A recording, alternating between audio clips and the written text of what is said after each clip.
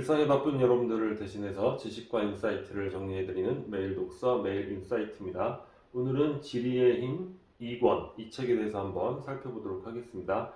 지리의 힘 1권에는 전 세계의 그 주요 국가들을 다루고 있죠. 미국, 유럽, 아프리카, 중국, 기타 등등, 한국도 나오고 일본도 나오고.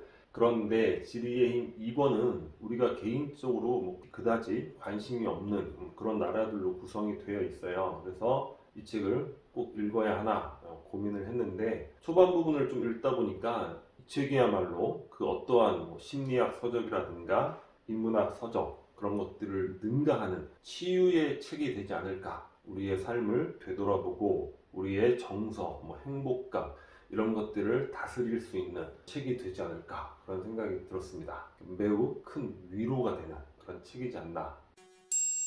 굉장히 벅차고 힘들 정도로 속박받는 그런 삶을 살아가는 그 다른 공간의 또 다른 인류에 대해서 생각해 볼 수 있는데, 몇 가지 이유가 있는 것 같아요. 이 책의 주제처럼 어떤 지리적인 한계에 쌓여 있기 때문에 힘든 삶을 살아가는 경우도 있는데, 그것보다 이 종교가 다른 걸로 인해서 끊임없이 유혈투쟁, 전쟁을 하게 되는 그런 경우들이 굉장히 많은 것 같아요. 그리고 종교적 원리주의, 대표적으로 이슬람교가 거기에 해당하는데, 물론 이슬람교의 교리 제가 잘 모르지만 타 종교니까 존중을 하고, 하지만 그 원리주의적인 성격이 너무 강한 거야. 한 개인의 자유라든가 특히 여성 인권에 대해서 속박하는, 심하게는 어떤 폭력적인 이런 모습도 보이고 있잖아요.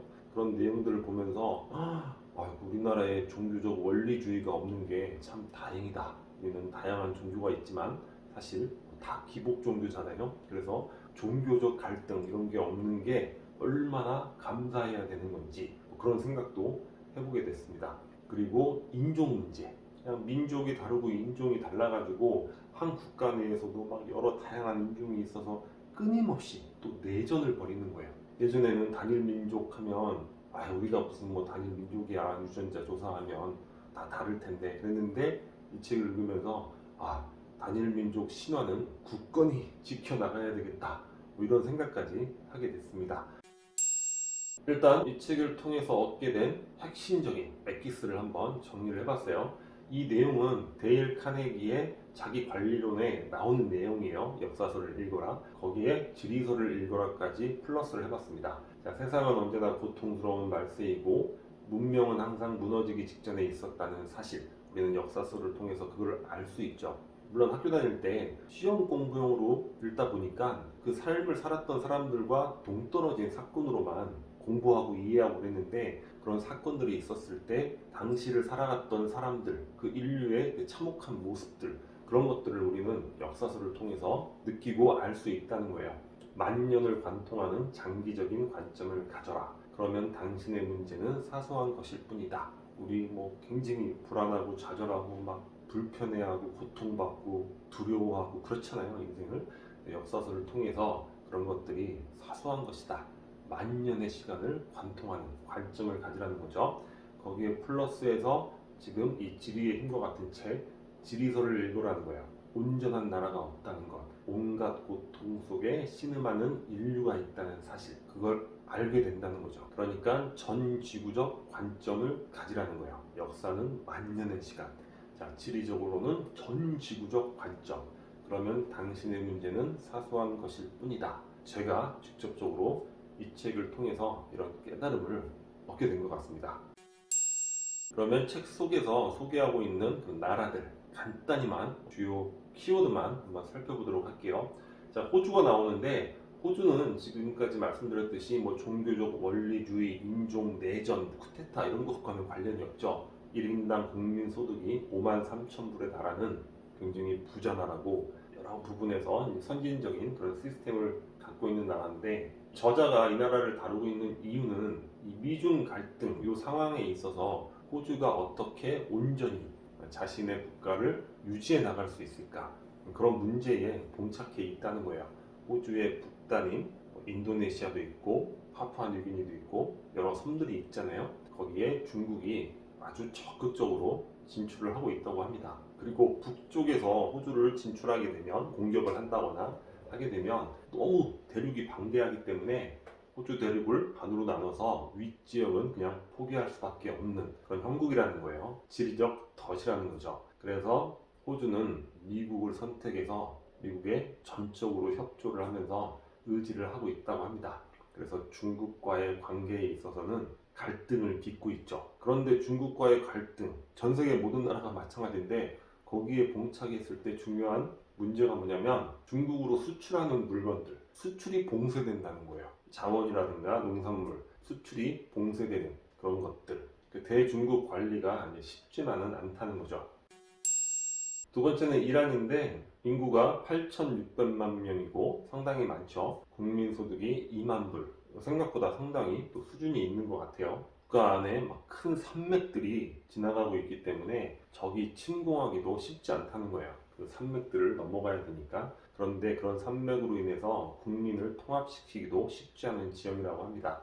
다양한 인종들로 구성이 되어 있는 것이고 이슬람교의 문제가 심각하죠. 국민들은 개발을 원하고 특히나 청년 세대들 미치는 거죠, 그죠? 자유롭게 이 세계가 어떤 방향으로 흘러가고 있는데 아직도 그런 이슬람 원리주의의 통치를 받고 압박을 받고 있으니까 근데 끊임없이 투쟁도 하고 투표도 하고 여하간 끊임없이 피를 흘리면서 노력을 해오고 있는데 철옹성입니다. 절대 바뀌지 않죠. 이슬람교가 시아파하고 수니파가 있잖아요. 시아파 국가에서는 일종의 대부 국가라고 할 수 있죠. 그래서 주변에 쌓인 다른 시아파 국가들을 지원하고 수니파 국가들과의 적대 관계, 패권 경쟁, 그리고 주변에 또 내전을 하고 있는 나라가 많잖아요. 수니파, 시아파, 기타 등등 이런 데에 또 자국에 유리한 세력들을 지원하고 이 중동 지역에 대해서는 복잡해요. 읽다 보면 가슴이 참 답답해지는 그런 느낌을 갖게 되는 것 같습니다.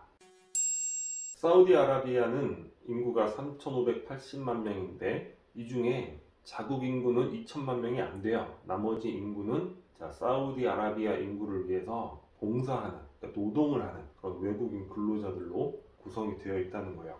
그러니까 워낙 국가가 부자잖아요. 오일머니로 인해서. 그래서 국민들에게 생활 보조금도 주고 다양한 형태의 농사를 지면 농업 보조금, 물 보조금 이런 것들을 지원하고 있어서 풍족한 생활을 하고 있는데 과연 이 석유의 시대가 언제까지 갈 것인가? 포스트 석유 시대를 어떻게 준비해 나갈 것인가?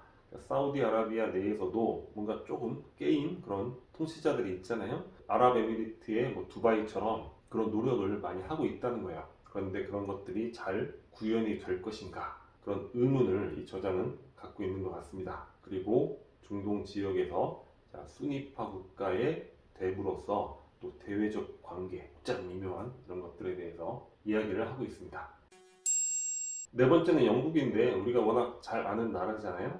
영국의 역사에 대해서 장황하게 이야기를 하고 있는데 우리가 참고해 볼 만한 인사이트는 잉글랜드가 스코틀랜드하고 적대 관계였잖아요. 그러니까 스코틀랜드는 프랑스하고 연합을 맺고 잉글랜드는 프랑스도 견제해야 되고 스코틀랜드도 견제해야 되고 이런 구도가 지속됐다면 과연 대영 제국 같은 그런 시대를 맞이할 수 있었겠느냐? 어려웠다는 거야. 불가능하죠. 그래서 스코틀랜드와 하나의 왕국으로 이제 통합을 하게 되면서 거기에 소요되는 인력, 비용, 자원 이런 것들을 온전히 외부 세계를 향해서 쏟아 부을 수 있었다는 거죠. 지금 우리하고 유사한 측면이 있죠.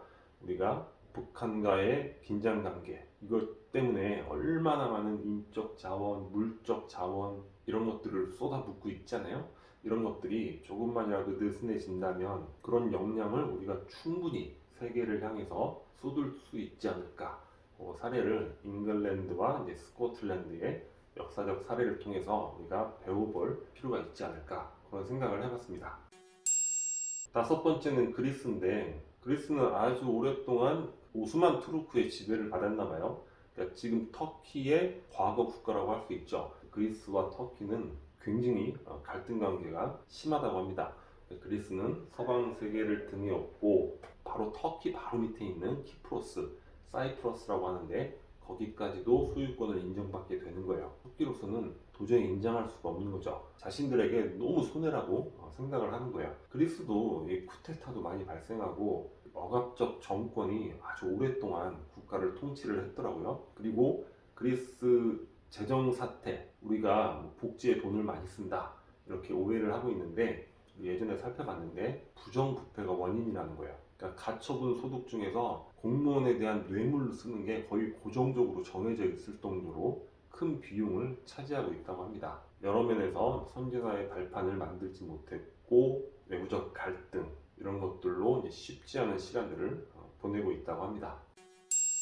그 다음에 터키인데, 터키는 이 군사 강국이라는 거예요. 자체적으로 무기를 많이 만들고 있고 무기 수출도 많이 하고 있는 국가라고 합니다. 인구가 8,500만 정도 되고 국민 소득이 이제 8,000불 정도가 돼요. 과거 이제 오스만 제국, 유럽에서 아프리카 북부까지 해서 뭐 아시아까지 아주 큰 영토를 다스렸잖아요. 이 오스만 제국에 대한 향수를 갖고 있고, 그거를 미래에 다시 구현해야 되겠다, 그런 꿈을 갖고 있다는 거야. 근데 그거는 현실적으로 쉽지가 않죠. 그래서 온갖 주변국들과 갈등 관계를 만들고 있다고 합니다. 그래서 제목 자체가 터키가 목 좋은 곳에 자리 잡았지만 유럽과 아시아의 교류를 위한 목 좋은 곳에 나라가 있지만 친구는 별로 없다, 이게 제목이 되는 거예요. 일곱 번째는 사헬 지역인데, 지도에서 보면 이 아프리카 북부 지역, 뭐 알제리, 리비아, 이집트 남부에서 말리, 니제르, 차드, 수단, 이런 지역들이 이제 사헬이라고 하는데, 아까 말씀드렸던 종교 갈등, 내전, 사륙, 인종 청소 이런 것들이 아주 비일비재한 지역이라는 거예요. 아프리카가 굉장히 넓잖아요. 저 나라들 하나하나가 영토가 굉장히 넓어요. 중앙 정부에서 전체를 다 통제를 하지 못한다는 거죠. 지역별로 군부들이 존재를 하는 거예요. 혼란 그 자체죠. 저기서 혼란이 발생하면 또 대규모 난민이 발생할 것이고, 난민은 유럽으로 밀고 올라갈 거 아니에요.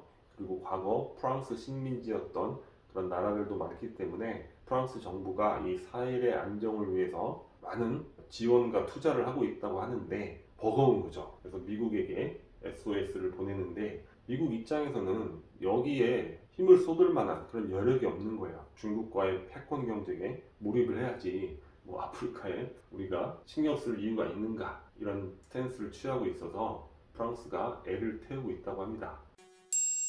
여덟 번째는 에티오피아인데, 아프리카 지역에서 식민 통치를 받지 않은 나라라는 거예요. 과거에 또 영광스러운 그런 시절이 있었나 봐요. 그리고 나름의 좋은 지도자가 나와서 평화와 번영을 위해서 노력을 하기도 했는데, 여기도 문제가 이 피를 부르는 종족 간의 분쟁, 이런 것들이 너무 심한 거예요. 가장 오랫동안 지배했던 종족, 그리고 지배를 하지 못했는데 인구 구성으로는 또 가장 많은 종족, 그리고 가장 최근에 소수민족이지만 이 나라를 지배했던 종족 해서 종족 간의 유혈 사태가 끔찍합니다. 여튼 나일강에 댐을 건설하면서 수력 발전으로 주변 나라에 전기까지 공급하겠다, 이런 비전을 갖고 있는데, 아프리카 동부 지역에서 건전한 발전을 이룰 수 있을지 지켜봐야 될 것 같습니다.